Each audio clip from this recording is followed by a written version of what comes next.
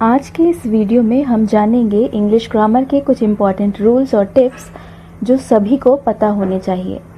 इनमें से कुछ ऐसे रूल्स हैं जो बेसिक रूल्स हैं, लेकिन इंग्लिश लर्नर्स के लिए इनको जानना बहुत ज़रूरी है।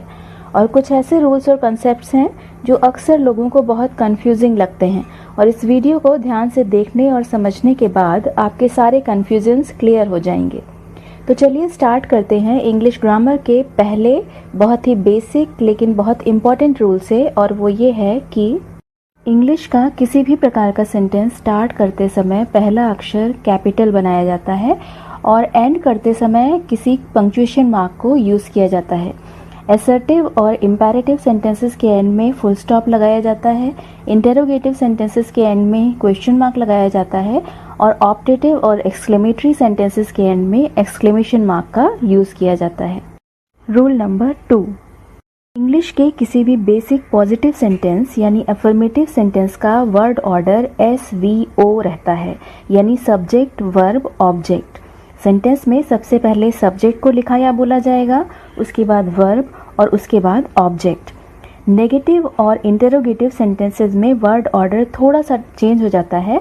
नेगेटिव सेंटेंसेस में वर्ब या हेल्पिंग वर्ब के बाद नॉट को यूज़ कर दिया जाता है, और क्वेश्चन सेंटेंसेस यानी इंटेरोगेटिव सेंटेंसेस में जो वर्ब या हेल्पिंग वर्ब होती है उसको सब्जेक्ट से पहले यूज़ कर देते हैं।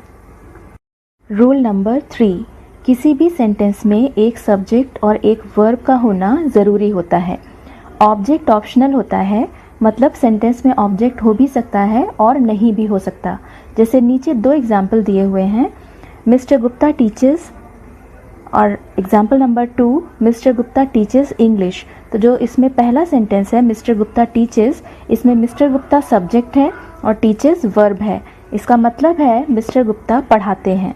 तो ये सेंटेंस सब्जेक्ट वर्ब पैटर्न का है और सेंटेंस कंप्लीट है।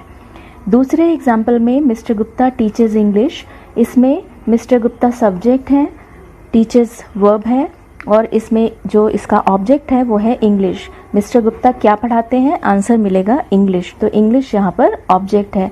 ये sentence subject verb object pattern का है और ये भी कंप्लीट है। जो इम्पेरेटिव सेंटेंसेस होते हैं उसमें शुरुआत में देखने में केवल वर्ब दिखाई देती है, सब्जेक्ट नहीं दिखाई देता, क्योंकि इसका जो सब्जेक्ट होता है वो यू होता है और वो छिपा हुआ होता है, हिडन होता है, और क्योंकि वो अंडरस्टूड होता है इसलिए उसको बोलने या लिखने की ज़रूरत नहीं पड़ती। जैसे लास्ट वाले सेंटेंस में स्टॉप, इसका जो पूरा सेंटेंस बनेगा वो होगा यू स्टॉप, और यू क्योंकि अंडरस्टूड है इसलिए हम उसको नहीं बोलते। रूल नंबर 4, किसी भी सेंटेंस में जो सब्जेक्ट होता है और उसके साथ जो वर्ब यूज़ की जाती है उन दोनों को आपस में अग्री करना चाहिए। सब्जेक्ट वर्ब अग्रीमेंट का मतलब ये होता है कि अगर सेंटेंस में सब्जेक्ट सिंगुलर यूज़ किया जा रहा है तो वर्ब भी सिंगुलर यूज़ की जाएगी, और अगर सब्जेक्ट प्लूरल यूज़ किया जा रहा है तो उसके साथ वर्ब भी प्लूरल यूज़ की जाएगी। यहाँ पर ये भी जान लीजिए कि सब्जेक्ट को यानी नाउन को प्लूरल बनाने के लिए उसके बाद में एस या ईएस ऐड किया जाता है, और वर्ब के साथ इसका उल्टा होता है। वर्ब को सिंगुलर बनाने के लिए उसके बाद में एस या ईएस ऐड किया जाता है। रूल नंबर 5, जिस तरह सब्जेक्ट वर्ब अग्रीमेंट होता है उसी तरह सब्जेक्ट प्रोनाउन एग्रीमेंट भी होता है।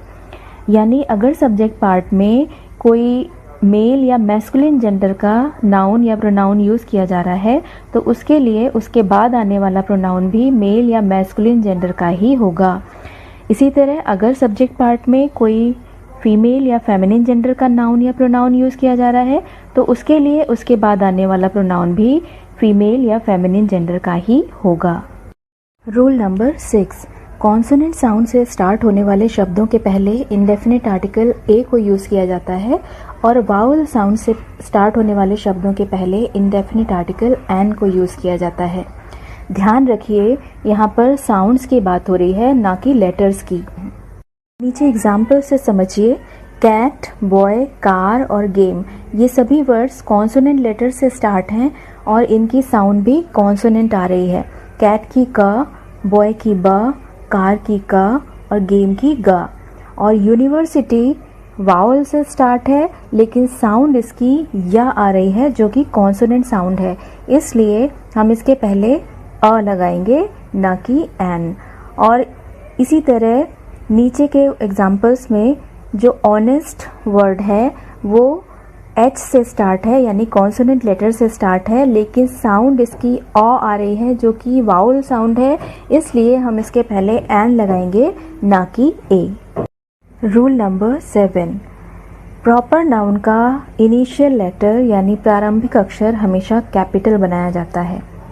किसी पर्टिकुलर पर्सन, प्लेस आदि के नाम को प्रॉपर नाउन कहा जाता है, जैसे राजेश, माया, ताजमहल, और इनको कहीं पर भी लिखा जाएगा प्रॉपर नाउन्स को, उनका इनिशियल जो लेटर बनेगा, पहला अक्षर जो बनेगा वो हमेशा कैपिटल बनेगा। रूल नंबर 8, प्रॉपर नाउन्स की ही तरह प्रॉपर एडजेक्टिव्स का भी इनिशियल लेटर यानी प्रारंभिक अक्षर हमेशा कैपिटल बनाया जाता है।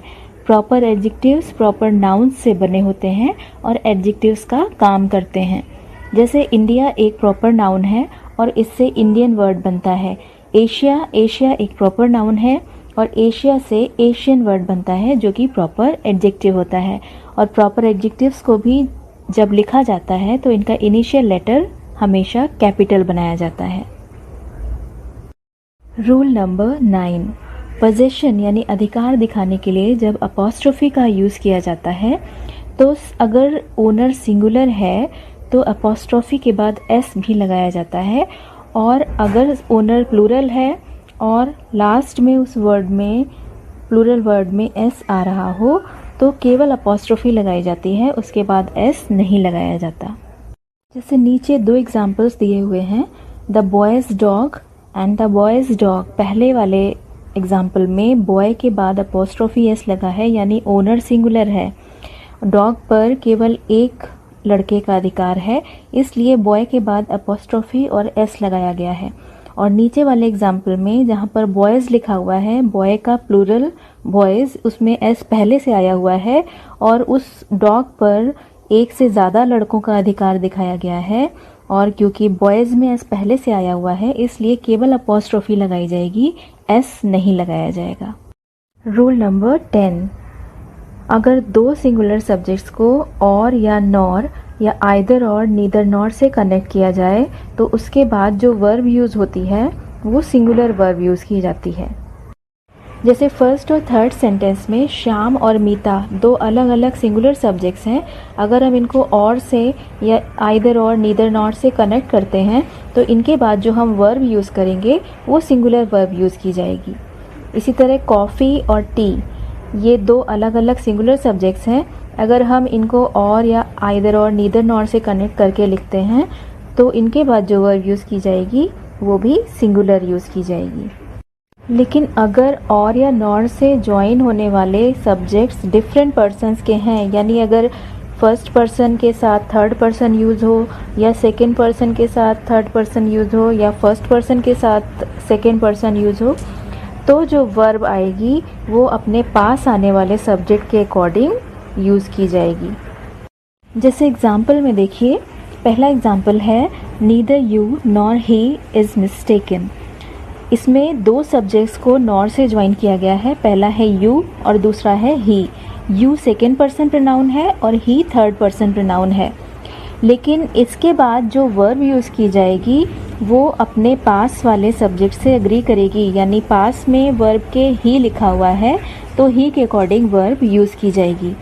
नेक्स्ट सेंटेंस है आइदर यू और I am mistaken.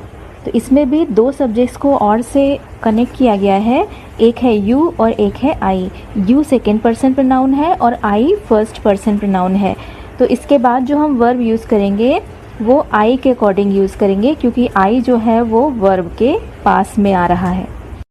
Rule number 11, many और फ्यू। ये जो एडजेक्टिव्स हैं ये एडजेक्टिव्स ऑफ नंबर हैं और इनको काउंटेबल नाउन्स के साथ यूज़ किया जाता है, जिन नाउन्स को हम नंबर्स में काउंट कर सकें उनके साथ। और इसी तरह मच, अलॉट और लिटिल ये एडजेक्टिव्स ऑफ क्वांटिटी हैं और इनको अनकाउंटेबल नाउन्स के साथ यूज़ किया जाता है, जिन नाउन्स को नंबर्स में काउंट ना किया जा सके। इनमें से फ्यू का प्रयोग कभी कभी क्वांटिटी बताने के लिए भी कर लिया जाता है। जैसे नीचे एग्जाम्पल से समझिए, how many pens do you have. तो मैनी का प्रयोग हम पेन्स के साथ इसलिए कर रहे हैं क्योंकि पेन्स को हम नंबर्स में काउंट कर सकते हैं कि 1 2 3 4 जितने भी पेन्स हैं हम नंबर्स में काउंट कर सकते हैं, इसलिए उसके साथ मैनी को यूज़ किया जाएगा। And how much money do you have? Money मतलब धन। धन को जो मनी वर्ड है ये अनकाउंटेबल नाउन है, इसलिए हम इसके साथ मच को यूज़ करेंगे। इसी तरह से there are a few cars outside. Cars को नंबर्स में काउंट किया जा सकता है, इसलिए उसके साथ उसके पहले फ्यू को यूज़ किया जाएगा। ऊपर सेंटेंस में अगर मनी की जगह रुपीज़ या कॉइन्स होता तो हम मच की जगह मैनी का प्रयोग करते। Rule number 12, contraction he is का फुल फॉर्म ही इज़ भी होता है और ही हैज़ भी। कॉन्ट्रैक्शंस क्या होते हैं? दो वर्ड्स को कंबाइन करके, मिला करके उनका शॉर्ट फॉर्म बनाया जाता है और उसमें से किसी एक वर्ड के कुछ लेटर्स ओमिट करके उसको अपॉस्ट्रोफी से रिप्लेस कर दिया जाता है। अपॉस्ट्रोफी इस बात को इंडिकेट करता है कि उस जगह से किसी वर्ड के कुछ लेटर्स मिसिंग हैं।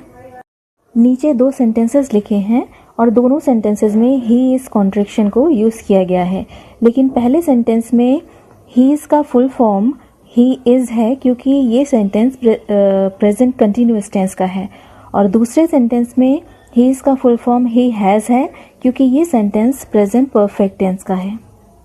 इसी तरह कॉन्ट्रैक्शन हीट का फुल फॉर्म ही हैड भी होता है और ही वुड भी। जैसे नीचे दो सेंटेंसेस हैं और दोनों सेंटेंसेस में हीट कॉन्ट्रैक्शन को यूज़ किया गया है, और पहले सेंटेंस में हीट का फुल फॉर्म ही हैड है और नेक्स्ट सेंटेंस में हीट का फुल फॉर्म ही वुड होगा। इसी तरह यहाँ इट्स के दो रूप लिखे हैं और इन दोनों की डिफरेंट मीनिंग्स होती हैं और ये दोनों डिफरेंट वर्ड्स हैं। दो सेंटेंसेस दिए हुए हैं, the dog has hurt its leg. इसमें जो इट्स लिखा हुआ है ये इट का पॉजेसिव फॉर्म है, और सेकेंड सेंटेंस में ही सेज इट्स 2 o'clock, इसमें जो इट अपॉस्ट्रोफी एस इट्स लिखा हुआ है ये इट इज़ का कॉन्ट्रैक्शन है। इसी तरह यहाँ लिखे योर के दो रूप दोनों होमोफोन्स हैं, यानी दोनों का प्रोनाउंसिएशन सेम है लेकिन ये दोनों डिफरेंट वर्ड्स हैं और दोनों की डिफरेंट मीनिंग्स हैं। जैसे नीचे दो सेंटेंसेस दिए हुए हैं, पहले सेंटेंस में लिखा है हियर इज़ योर कॉफ़ी। यहाँ पर योर जो है ये यू की पॉजेसिव फॉर्म है, और दूसरे सेंटेंस में यू आर लुकिंग गुड, इसमें योर जो है ये यू आर का कॉन्ट्रैक्शन है। यहाँ पर भी 3 होमोफोन्स लिखे हैं देयर के। इन तीनों का प्रोनाउंसिएशन सेम है लेकिन ये तीनों डिफरेंट वर्ड्स हैं और तीनों की डिफरेंट मीनिंग्स होती हैं। जैसे पहले सेंटेंस में जो देयर यूज़ किया गया है, there was nobody at the party, इस सेंटेंस में देयर सब्जेक्ट है और इसको इंट्रोडक्टरी सब्जेक्ट भी कहा जाता है। दूसरे सेंटेंस में I saw their new car, इस सेंटेंस में जो देयर यूज़ किया गया है वो दे की पॉजेसिव फॉर्म है, और जो तीसरा सेंटेंस लिखा है do you think they are happy, इसमें देयर जो है वो दे आर का कॉन्ट्रैक्शन है। ये इंग्लिश ग्रामर के कुछ बहुत ही बेसिक और बहुत ही इम्पॉर्टेंट रूल्स और कॉन्सेप्ट्स थे जिनको लेकर अक्सर लोगों में बहुत कन्फ्यूज़न रहता है। उम्मीद करती हूँ कि इस वीडियो से आपको ये ग्रामर के रूल्स अच्छे से समझ आ गए होंगे और आपके जितने भी डाउट्स और कन्फ्यूजन्स थे वो सब क्लियर हो गए होंगे।